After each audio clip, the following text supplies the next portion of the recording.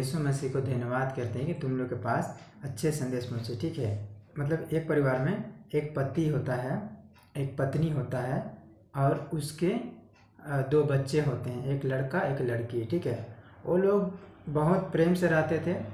उसका पति काम रोजगार करता था, मेहनत करता था, लाता था घर में और खाना सब्जी चावल पूरा करता था, प्लस में वो बच्चे लोग का भी पढ़ाई का फीस पूरा करता था। ठीक है, एक मनुष्य आता है, देखता है, मिलता है और पता नहीं किसी गुस्सा के कारण से उस मनुष्य का हत्या कर देता है। जब हत्या कर देता है तो उसके बाद में उस मनुष्य को, उस मुजरिम को जज के पास अदालत में खड़ा किया जाता है। तो जज ने उसको देखता है और वो मनुष्य भी देखता है जज को। फिर कहता है वो मनुष्य जो हत्या किया रहता है, वो कह रहा है कि जज, मैंने बहुत बड़ा गुनाह किया, बहुत बड़ा अपराध किया से मैं जो है कि माफ़ी मांगता हूँ। तो जज क्या बोलेगा कि हाँ, मैंने देखा कि तुमने सच्चे मन से माफ़ी मांग रहा है, तुम्हें जो बुरा काम किया वो तुम्हें एहसास हो रहा है। तो जज क्या कहेगा कि जाओ तुम घर, तुम्हारा पाप क्षमा हुए। वो अन्याय किया, अन्याय करेगा या न्याय करना चाहिए? तुम सब बताओ मुझे। अगर उस मनुष्य को नहीं दंड देता है, भेज देता है घर की, मैं तुम्हारे पाप को माफ़ किया, जा सकते हो, तो वो होगा अन्याय। ठीक है, न्याय के आधार पे बोलो तो गांव समाज के लोग कोई भी बोलेंगे कि नहीं, इस गुनहगार को, इस मुजरिम को जो है कि दंड मिलना चाहिए। उसको जो है कि एक तो फांसी मिल रहा है या तो उसको जेल, इसका न्याय होना चाहिए। दंड के आधार पर, न्याय के आधार पर उसको भुगतना है, फांसी एक तो जेल, तब होगा न्याय। ठीक है, अब उसी प्रकार से जब सारे मानव जाति इस धरती में जितने मनुष्य जन्म लिए हैं, उन लोग सब लोग बुराई पाप किए हैं, सब लोग कुकर्म किए हैं, सब लोग बेविचार किए हैं। जैसे शराब, धूम्रपान, जूहा, झूठ बोलना, रिश्वतखोरी, गंदे भाषा, अहंकार इत्यादि, क्रोध, बेविचार, कामुक वीडियो और अश्लील फिल्म देखना इत्यादि। अब सारे मानव जाति पाप किए हैं। आप लोग हत्या किए होंगे तो बहुत लोग कहेंगे मैं तो पाप नहीं करता हूँ, लेकिन आप लोग किसी पर क्रोध किए, जैसे पति पत्नी पर, बच्चे पर, या कोई दोस्त पर, या कोई भाई पर भी, बहन पर भी, माता पिता पर आप लोग क्रोध किए तो हत्या कर दिए। पहले क्रोध अहंकार से आता है और क्रोध से ही हत्या का बीज होता है। लोग बलात्कार किए हैं, फिर मर्डर किए हैं। आप लोग कभी लोभ किए हैं किसी भी चीज़ का, जैसे घर का, जैसे सुंदर लड़की या स्त्री का, या जो पति हाड़ी दारू पी के पत्नी को मारता है, बच्चे को मारता है, ये भी पाप है परमेश्वर की नज़र में। या आप लोग लोभ किए हैं ना, तो लोभ मूर्ति पूजा के बराबर है और परमेश्वर मूर्ति पूजा को पाप कहता है। कोई भी मूर्ति हो, कोई भी देवी देवता हो, उसको परमेश्वर पाप कहता है, क्योंकि जीवित परमेश्वर यीशु मसीह आत्मा परमेश्वर है। उसने कहा मार्ग सत्य जीवन में हूँ, तो उसका जगह में दूसरा बनाना पाप है। चोरी डकैती कितना गुनाह, कितना पाप है। तो इनका तो न्याय होना चाहिए ना। आप सोचिए स्वयं, या अन्याय होना चाहिए किसके नज़र में? मेरा नज़र नहीं, परमेश्वर के नज़र में।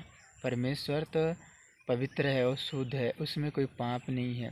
अगर एक पाप भी मनुष्य किया है तो वो स्वर्ग नहीं जा सकता है। उन पापों का भी क्षमा होना जरूरी है और सिर्फ यीशु मसीह का बलिदान से ही क्षमा होगा और कोई दूसरा रास्ता नहीं है, क्योंकि यीशु ही परमेश्वर है और दूसरा कोई परमेश्वर नहीं है यीशु के अलावे। तो जब मनुष्य सारा जिंदगी पाप किया है, सब मानव जाति पूरा जन्म से लेकर आज तक सब पाप कर रहे हैं, पाप किए हैं, और जब पवित्र परमेश्वर शुद्ध है वो परमेश्वर, उस परमेश्वर में कोई पाप नहीं है, वो बिल्कुल पवित्र है। तो क्या इन मनुष्यों को, जो सारे मानव जाति पाप की, उनको क्या वो ऐसे क्षमा करके स्वर्ग ले जाएगा या उनको न्याय करेगा? उन पापों का दंड तो होगा ना भाई, उन पापों का जैसे कोई सज़ा तो होगा। जैसे उस मुजरिम ने हत्या किया, उसको जेल या फांसी होना चाहिए, न्याय के आधार पे दंड होना चाहिए, ऐसे लोग कह रहे हैं। तो जब आप सब सारे मानव जाति पाप किए हैं, जो मैंने पाप बताया, तो उनका हिसाब क्या होगा? परमेश्वर अन्याय करेगा कि जाओ मैं तुम लोग को माफ़ करता हूँ, स्वर्ग ले लेता हूँ, ऐसे कहेगा कि न्याय करेगा? तुम सब बताओ। बाइबल बताता है कि पाप का दंड मजदूरी मृत्यु है, नरक है, ठीक है। तो वह सजा को जो है कि यीशु मसीह ने क्रूस पर भोगा, सारे मानव जाति के पाप का बोझ को यीशु मसीह उठाया और उसने क्रूस पर बलिदान दिया, दंड भुगतान किया। तो यीशु मसीह कहता है, जो मनुष्य मन फिराएगा और मेरे बलिदान पर विश्वास करेगा कि मैं तुम्हारा पाप का दंड भुगत रहा हूँ, मेरे लिए यीशु मसीह बलिदान दे रहा है, मेरा पाप का दंड भुगत रहा है, विश्वास कर लेगा, क्षमा मांगेगा, यीशु के मार्ग पर चलेगा, तो यीशु मसीह उसको न्यायपूर्वक क्षमा कर देगा। मैंने उसका दंड तो भुगत लिया है, इसको स्वर्ग में ले लो, ठीक है। जैसे न्याय की बात करोगे ना, तो स्कूल में भी कॉलेज में भी न्याय होता है। जैसे कोई बच्चा, लड़की लड़का जो पढ़ते हैं, तो टीचर ऐसे नहीं कहता है कि हाँ तुमने पढ़ाई किया मैं तुमको पास कर देता हूँ, नहीं। टीचर मास्टर कहते हैं कि मैं तुम्हारा टेस्ट लूँगी, तब कहीं कि मैं तुम्हें पास करूँगी या पास करूँगा। तो यहाँ भी न्याय होता है। जब सब जगह पे न्याय होता है तो परमेश्वर क्यों न्याय नहीं करेगा? बाइबल सिखाता है कि परमेश्वर दयालु है, परमेश्वर कृपालु है, परमेश्वर भलाई करता है, परमेश्वर प्रेम है। लेकिन साथ साथ में परमेश्वर न्याय का परमेश्वर है, वह स्वयं न्यायशील है। यशाया 61:8 में, क्योंकि मैं यहोवा न्याय से प्रीति रखता हूँ।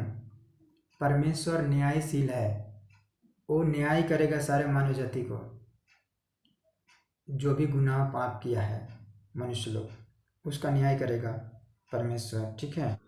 दूसरा कुरिन्थियों 5:10 में, क्योंकि अवश्य है कि हम सबका हाल मसीह के न्याय आसन के सामने खुल जाए, कि हर एक व्यक्ति अपने अपने भले बुरे कर्मों का बदला जो उसने देह के द्वारा किया हो पाए। हर मनुष्य जो भी इस धरती में जन्म लिया, जो भी भला किया या बुरा पाप किया, न्याय आसन पर उनको बदला पाए। मतलब जितने इस धरती में जन्म लिए मनुष्य, उनमें से कोई पवित्र परमेश्वर के पास खड़ा होकर यह नहीं कह सकता कि मैंने कोई पाप नहीं किया है, मैंने कोई गुनाह नहीं किया है, ठीक है। हर मानव जाति इस जगत में जन्म लिए सब पापी हैं, तो कोई कह नहीं सकता कि पिता मैंने कोई बुरा नहीं किया, पिता परमेश्वर प्रभु मैंने कोई पाप नहीं किया है। यूहन्ना का 5:22 में यहाँ पे कहता है कि यीशु मसीह पिता किसी का न्याय नहीं करता, न्याय करने का सब काम मुझे सौंप दिया है, मतलब पुत्रों को सौंप दिया है, ठीक है। बाइबल बताता है कि 2 न्याय आसन होगा और दोनों न्याय आसन पर यीशु मसीह बैठेगा, उस समय न्याय करेगा। उस न्याय आसन में यीशु मसीह बैठेगा। अभी यीशु मसीह को नहीं विश्वास कर रहे हो, तुम नहीं मान रहे हो, यीशु को वचन को भी नहीं मान रहे हो, यीशु को सुसमाचार को भी तुम नहीं मान रहे हो, नहीं स्वीकार कर रहे हो, लेकिन मरोगे और न्यायासन पर खड़ा होगे तो उस समय तक पता चल जाएगा ना कि यीशु मसीह जीवित परमेश्वर है और वो सबका न्याय कर रहा है। जो व्यक्ति देह में भले बुरे काम किया है वो बदला पा रहा है, तब तो तुम्हें समझ में आएगा ना, क्योंकि उस समय यीशु ही परमेश्वर होगा और दूसरा कोई नहीं। यीशु के अलावा कोई परमेश्वर उस समय तुम्हें नहीं मिलेगा और कोई है नहीं, ठीक है। यूहन्ना 5:22 और पिता किसी का न्याय भी नहीं करता, परंतु न्याय करने का सब काम पुत्र को सौंप दिया है। परमेश्वर किसी का न्याय नहीं करता है, न्याय करने का सब काम पुत्र को सौंपा, मतलब यीशु मसीह को सौंपा है। यीशु मसीह जीवित परमेश्वर है और सारे मानव जाति लोग का न्याय करेगा, चाहे कोई भी हो, कोई भी जाति का, कोई भी धर्म, कोई भी भाषा का हो, बड़ हो, छोट हो, अमीर हो, गरीब हो, जो भी व्यक्ति देह में भले बुरे किया है न्याय आसन पर बदला पाएगा, ठीक है, उसका न्याय होगा। और दोनों न्याय आसन पर यीशु मसीह ही बैठेगा, ठीक है, क्योंकि यीशु ही परमेश्वर है, ठीक है। अन्य जाति के लोग सिखाते हैं कि एक बार मनुष्य मरने के बाद जो है कि दोबारा से जन्म लेता है, या पक्षी में, या कुत्ता में, बिल्ली में और जीव जंतु में दोबारा जन्म लेता है, ऐसे कहते हैं। लेकिन बाइबल बताता है मेरे भाई बहनों कि मनुष्य के लिए एक बार मरना और न्याय का होना नित्य है। मतलब मनुष्य, जो भी मनुष्य इस धरती में जन्म लिया है, जो एक बार मरेगा और मरते हैं और मरे हैं, उन लोगों का फिर डायरेक्ट न्याय होगा, यीशु मसीह न्याय करेगा। और मतलब कोई दोबारा जन्म नहीं होता है, दूसरा जन्म नहीं होता है मेरे भाई बहनों, ठीक है, क्योंकि यीशु मसीह वो सर्वशक्तिमान परमेश्वर, सच्चा परमेश्वर, सामर्थ्यशाली परमेश्वर, पवित्र परमेश्वर है, वो न्याय करेगा। इसलिए सच्चे परमेश्वर को ढूंढें और पुकारें। स्वस्थ सिंहासन के सामने न्याय होगा। इब्रानियों 13:4 में लिखा है कि विवाह सब बातें के आदर समझी जाए और बिछौना निष्कलंक हो। परमेश्वर बेविचारियों और पर स्त्रीगामियों का न्याय करेगा। तो परमेश्वर यीशु मसीह न्यायशील है, वो सबका न्याय करेगा। मृत्यु और अधोलोक के लास्ट न्याय, अंतिम न्याय के विषय में हम लोग पढ़ने जा रहे हैं। तो प्रकाशित वाक्य 20:11 से बड़े स्वस्थ न्याय आसन और अंतिम न्याय, ठीक है। फिर मैंने एक बड़े स्वस्थ सिंहासन और उसको जो उस पर बैठा हुआ है देखा।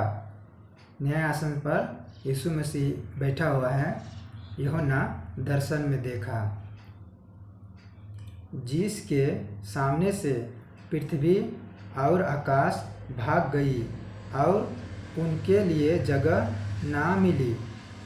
यीशु मसीह न्याय आसन पर बैठेगा सिंहासन में, पृथ्वी और आकाश भाग गई। ये दर्शन में यूहन्ना ने देखा और लिखा। यीशु मसीह लिखने बोला है तो उसने लिखा। उस समय पृथ्वी और आकाश भाग जाएगा। इतना सोचिए, वो सामर्थ्यशाली परमेश्वर, सर्वशक्तिमान परमेश्वर यीशु मसीह है। आप उससे डरिए, पाप बुरे से पछतावा कीजिए, मन फिराइए। फिर 12 में, फिर मैंने छोटे बड़े सब मरे हुओं को सिंहासन के सामने खड़े हुए देखा और पुस्तक खोली गई और फिर एक और पुस्तक खोली गई, अर्थात जीवन की पुस्तक। और जैसे उन पुस्तकों में लिखा हुआ था, उनके कामों के अनुसार मरे हुओं का न्याय किया गया। मरे हुओं का न्याय किया गया। वो न्याय आसन पर न्याय करेगा यीशु मसीह, ठीक है। अन्याय नहीं कि तुमने पाप बुरे जो भी किया मैं क्षमा करता हूँ, स्वर्ग आ जाओ, ऐसा नहीं। अन्याय नहीं, परमेश्वर न्यायशील है, वो न्याय से प्रीति रखता है, वो न्याय करेगा। जैसे तुम लोग पत्नी से प्रेम करते हो ना, बच्चे से प्रेम करते हो, माता पिता से प्रेम करते हो, प्यार करते हो, गर्लफ्रेंड से प्यार करते हो, उसी प्रकार परमेश्वर न्यायशील है, न्याय से प्रीति रखता है, प्रेम करता है, न्याय करेगा तभी उसका संतुष्ट होगा। और समुद्र ने उन मरे हुओं को जो उसमें था दे दिया, और मृत्यु और अधोलोक ने उन मरे हुओं को जो उनमें था दे दिया, और उनमें से हर एक के कामों के अनुसार उनका न्याय किया गया। जितने लोग मरे हैं ना, उन लोगों को यीशु मसीह जिंदा करेगा। सारे मानव जाति में से कोई कोई निकल कर, कोई भी जाति धर्म से निकल कर मरे होंगे। जैसे मरे हैं तो उसको मिट्टी में दफनाया गया हो, या आग में जलाया गया हो, या समुद्र में डुबाया गया हो, या कोई बड़ा जानवर ने उसको निगल लिया हो, ठीक है। लेकिन यीशु मसीह अपने सामर्थ्य से उसको जिंदा करेगा, सांस डालेगा और शरीर देह देगा। फिर उसके बाद में उसको न्याय आसन पर खड़ा किया जाएगा। उनका न्याय होगा, भले बुरे जो भी देह में किया, जो भी पाप किया है या भलाई किया, उनको न्याय करेगा यीशु मसीह, ठीक है, क्योंकि वो न्याय परमेश्वर है, ठीक है। उसके बाद में उसका जगह होगा या तो स्वर्ग अनंत काल का जीवन, या तो नरक अनंत काल का मृत्यु। वहाँ आत्मा जिंदा रहता है। आत्मा सोल प्राण कभी नहीं मरता है, हर धर्म में सिखाया जाता है, ठीक है। कामों के अनुसार उनका न्याय किया गया। सब मानव जाति का कामों के अनुसार न्याय होगा। पाप गुप्त काम किए हो या अंधेरे में काम किए हो, जो भी काम, सबका न्याय होगा वहाँ पे सिंहासन में। और सारे पुस्तक पर लिखी जा रही है। 2 पुस्तक है, एक जीवन का भी पुस्तक है, ठीक है। और मृत्यु और अधोलोक भी आग की झील में डाला गया। यह आग की झील तो दूसरी मृत्यु है। मृत्यु और अधोलोक आग के झील में डाली गई, मतलब एक आग का झील भी है जहाँ डाल दिया जाएगा, फिर युगान जलते रहेंगे वहाँ पे। और जिस किसी का नाम जीवन की पुस्तक में लिखा हुआ ना मिला, वह आग की झील में डाला गया। जिस मनुष्य का नाम जीवन के पुस्तक में लिखा हुआ ना मिला, उसे आग के झील में डाला गया, आग के झील में डाल दिया जाएगा। अभी परमेश्वर एक घड़ी आप लोग को जीवन दिया है, एक सांस अगर दिया है, जिंदा रखा है धरती पर, तो जीवन के पुस्तक में नाम लिखवा लो। कैसे नाम लिखवाइएगा, मैं बता रहा हूँ। आप लोग अपने पापों से मन फिराव कीजिए। आप लोग अपने पापों को याद कीजिए, जितना बुरा पाप किए हैं देह में, उस सबको याद करके माफ़ी मांगिए यीशु से। और यीशु मसीह जो सारे मानव जाति के लिए क्रूस पर बलिदान दिया, हम सबका पाप का दंड भोगा है, उसको आप लोग स्वीकार कीजिए और विश्वास कीजिए कि यीशु हमारे पाप के चलते बलिदान दिया है। और यीशु को ही एकमात्र प्रभु परमेश्वर स्वीकार कीजिए और उद्धारकर्ता स्वीकार कीजिए। और यीशु के बताए हुए पवित्र बाइबल वचन के रास्ता के अनुसार चलिए, तो आप लोग का नाम जीवन के पुस्तक में लिखा जाएगा। फिर वहाँ कभी नहीं मिटेगा, कभी नहीं काटा जाएगा वहाँ के नाम से। फिर आप लोग परमेश्वर की संतान कहलाएंगे और आप लोग परमेश्वर की आज्ञाओं को भी पालन करें साथ साथ में। जैसे विश्वास कीजिए और बपतिस्मा लीजिए। बपतिस्मा का मतलब है कि पाप से मन फिराकर पानी में डूबकर बपतिस्मा लेना। तो परमेश्वर की आज्ञाओं को पालन कीजिए। यह नहीं कि मतलब कि बपतिस्मा करें तो पवित्र आत्मा मिल जाएगा या उद्धार हो जाएगा, ऐसे कोई बात नहीं है। सबसे पहले मतलब परमेश्वर की आज्ञाओं को पालन करें और विश्वास करें यीशु पर और उद्धारकर्ता स्वीकार करें यीशु को, तब बपतिस्मा लें। विश्वास करके बपतिस्मा लें, तब पवित्र आत्मा का दान पाएंगे। यह नहीं कि बपतिस्मा करें तब विश्वास करें, ऐसा नहीं होता है, ठीक है। में लिखा है कि यह आग के झील दूसरी मृत्यु है, मतलब शरीर आत्मा दोनों का मृत्यु है। अनंत काल के लिए आग के झील में जलना युगानुयुगान, ठीक है। तो यह दूसरी मृत्यु है। और यीशु मसीह ने बाइबल में बोला है कि धनवान और लाजर का विषय में कहानी बताया कि धनवान भी मरा और लाजर भी मरा और दोनों को गाड़ा गया। धनवान गया अधोलोक में और लाजर गया स्वर्गलोक में। तो धनवान वहाँ पीड़ाओं में आग में जलते हुए कहता है, हे पिता अब्राहम, लाजर को भेज दे, पानी में उंगली में से डुबोकर एक बूंद मुझे पिलाए, क्योंकि मैं इस ज्वाले में तड़प रहा हूँ।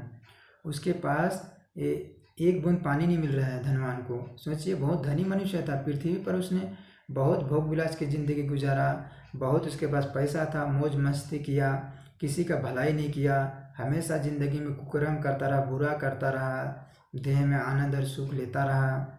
तो परमेश्वर ने कहा कि देख, तू सारा जीवन तो अच्छी वस्तु ले चुका, अब तड़प रहा है। उसी रीति से लाजर ने पृथ्वी पर बुरी वस्तु लिया। लाजर बहुत भूखा रहता था, उसके शरीर पर फोड़ा उड़ा घाव सब भी था, और धनवाने के मेज पर दौड़ी पर छोड़ दिया जाता था कि धनवान के मेज में से, जूठन में से चूर चार गिरे, उसे लाजर खाए और पेट भरे। तो ऐसा उसका जीवन शैली था। तो परमेश्वर ने कहा कि लाजर बुरी वस्तुएं लिया, देख आप स्वर्ग में आनंद कर रहा है, खुशी मना रहा है। तब फिर से विनती करता है धनवान, कहता है कि हे पिता, मेरे भाई पृथ्वी पर हैं, 5 भाई हैं पृथ्वी पर, मेरे भाई हैं, से लाजर को भेज दे, इन सब बातों का गवाही दे कि वो लोग भी मन फिराएं और यहाँ पीड़ा में, ज्वाला में न आए, मैं तड़प रहा हूँ। तो परमेश्वर ने कहा कि उनके पास तो मूसा जैसे भविष्यवक्ता पुस्तक है, उनकी सुने, उनकी माने, ऐसा परमेश्वर ने कहा। मतलब पृथ्वी पर परमेश्वर ने पवित्र बाइबल, परमेश्वर को वचन दिया है सारे मानव जाति के लिए, इनकी सुने। और पास्टर नियुक्त किया है परमेश्वर, उनकी सुने। आज परमेश्वर जगत के कोने कोना और अपना वचन को फैलाया है, पवित्र बाइबल को, और अपने दास को भी नियुक्त किया है। हर भाषा में, हर जुबान में आप लोग उनको सुने। अगर नहीं सुन रहे हैं तो आप लोग एक दिन पछताएंगे, आप लोग एक दिन तड़पेंगे, घुटेंगे एक बूंद पानी के लिए, जैसे धनवान अभी तड़प रहा है ज्वाला में, अधोलोक में, और उसने तड़प तड़प कर दुहाई कर रहा है। वो कह रहा है कि मेरा भाई पृथ्वी पर 5 भाई हैं, वो लोग यहाँ पे ना आए, मैं तो तड़प ही रहा हूँ। वो सोच रहा है, अपने भाई लोग के बारे में सोच रहा है कि वो लोग यहाँ पे ना आए, मैं जल रहा हूँ तो वो लोग भी कहे जलें।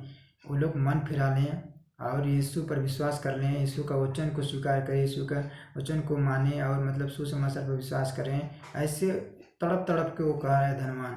समझिए थोड़ा, परमेश्वर की राज जो है कि है, स्वर्ग भी है और नरक भी है, सभी धर्म में सिखाया जाता है। लेकिन संसार में ज्ञान भर दिया है किसने? शैतान ने भर दिया है। तो हर लोग से आप लोग सुनेंगे। मैं कई जन को सुसमाचार सुनाया, एक लड़का को भी सुनाया, एक पुरुष को भी सुनाया, तो वो लोग भी कहने लगे कि मैं स्वर्ग नरक के बारे में बताया था, तो वो लोग कहने लगे कि अरे स्वर्ग नरक कहीं सुनी है भाई, सब इसी धरती पर है। और कहावत में कहते हैं कि भला करोगे स्वर्ग जैसे अनुभव होगा, बुरा करोगे नरक जैसे अनुभव होगा। सब कहीं सुनी बातें सब मिलजुल कर एक ही बात बता देते हैं। बाइबल बताता है तुम मरोगे ना तो तुम्हारा आत्मा डायरेक्ट अनंत काल के स्वर्ग के राज्य में जाएगा, युगान युगान जिंदा रहेगा, या तो तुम्हारा आत्मा नरक में जाएगा, अनंत काल के पीड़ाओं में, आग के झील में युगान युगान तड़पने के लिए। तुम खुद डिसाइड करोगे तुम्हें क्या जाना पसंद करना चाहते हो, ठीक है। लेकिन जो पाप किया है उनका तो न्याय होगा। बिना न्याय हुए परमेश्वर किसी को क्षमा नहीं करता है, किसी को दंड नहीं देता है, ठीक है। जैसे जाति धर्म जो भी है सब जगह पे न्याय के विषय में बात करते हैं, ठीक है। साथ साथ वह न्याय का परमेश्वर है, न्याय का परमेश्वर यीशु मसीह जीवता जाता आत्मा परमेश्वर है, सर्वशक्तिमान परमेश्वर है, वो न्याय है, साथ न्यायशील है, साथ में न्यायशील है। यशाया 61:8, क्योंकि मैं यहोवा न्याय से प्रीति रखता हूँ। प्रेम करता है, प्रीति रखता है भाई, उससे डरो, परमेश्वर से डरो।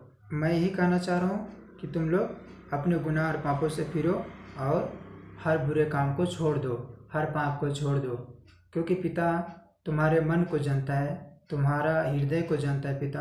भले तुम अच्छे कपड़े पहन लो, भले सफ़ेद कपड़े पहन लो, भले तुम क्यों ना अच्छे ऐसे से परफ्यूम मार लो, लेकिन तुम पवित्र नहीं हो। तुम कहोगे कि मैं पवित्र हूँ, मैं पाप नहीं करता, ईमानदार हूँ, तुम कह सकते हो। परमेश्वर तुम्हारे मन को जानता है, तुम्हारे मन में कितना बेविचार है, कितना बुरी विचार है, तुम्हारे हृदय साफ नहीं है। पहले हृदय साफ करो, पहले मन साफ करो, फिर परमेश्वर तुम्हें देखेगा तो कहेगा हाँ इसका मन साफ हो गया, इसका हृदय साफ हो गया, तो मैंने इसका पाप का ढना भुगत दिया, क्रूस पर बलिदान दे दिया, इसलिए पवित्र बन रहा है। परमेश्वर कहता है जैसे तुम्हारा बुलाना पवित्र है वैसे ही तुम भी अपने सारे चाल चलन पवित्र रहना। परमेश्वर पवित्र बनाना चाहता है, ठीक है। और उसने कहा भी परमेश्वर अपने पुत्र के स्वरूप में ढालना चाहता है, ठीक है। परमेश्वर अपने पुत्र के स्वरूप में ढाल के परमेश्वर चलाना चाहता है, लेकिन तुम क्या चलने के लिए तैयार हो? क्या तुम लोग पवित्र बनना चाहते हो? बहुत लोग तो पवित्र बनना ही नहीं चाहते। बहुत लोग तो यही कहते कि नहीं भाई मुझे तो अपने जीवन से जीने दो यार, मैं दारू हाड़ी पीऊँगा, जो मर्जी आ रहा है, गर्लफ्रेंड बनाऊँगा, फिल्म टीवी देखूँगा जिसमें कई बुराई और पाप है, आनंद लगता है, मुझे खुशी लगता है। या तो मैं जो है कि 3-4 शादियाँ करूँगा। सुलेमान कितना 700 पत्नी रखा था, 300 रखीले रखा था, तो वही सबको कॉपी करते जाते हैं। परमेश्वर बताया कि एक पुरुष के लिए एक पत्नी रखना उचित है, अनेक पत्नी रखना उचित नहीं है, डायरेक्ट बताया, ठीक है। तो इसलिए परमेश्वर के नियम को माने तब तुम्हारा जीवन जो है कि सही दिशा की ओर चलेगा, शांति भी मिलेगा, ठीक है। हम लोग को क्या करना है, परमेश्वर की बातों पर ही मानना है विश्वास करके, और बाकी बातों पर नहीं। जो लोग परमेश्वर की बात को मानते हैं वो अत्यंत बुद्धिमान बनते हैं, ठीक है।